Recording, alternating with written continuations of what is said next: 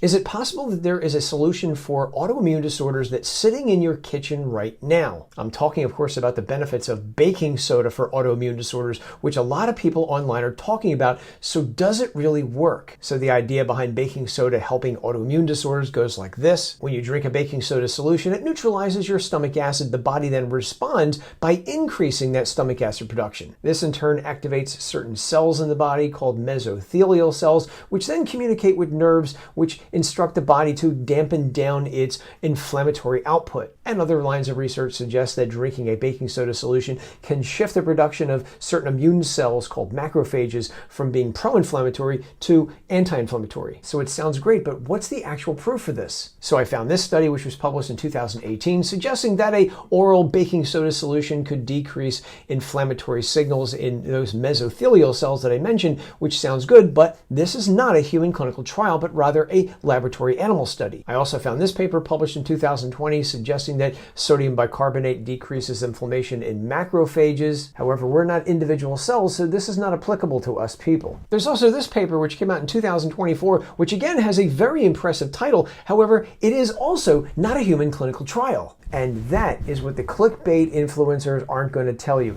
To date, there are no human clinical trials showing that drinking baking soda will improve symptoms of hypothyroidism, rheumatoid arthritis, type 1 diabetes, or any other autoimmune condition. They also probably won't tell you that drinking baking soda could come with some side effects, including elevation of blood pressure because sodium bicarbonate contains a lot of sodium. Likewise, drinking baking soda could throw off the delicate acid-base balance in your body, which could be very detrimental to your health. And while some may be aware of the gastrointestinal problems associated with drinking baking soda, fewer people might be unaware that too much baking soda might alter the metabolism of certain medications, including antibiotics and others. However, the strangest part of this story is that this would be pretty easy to test.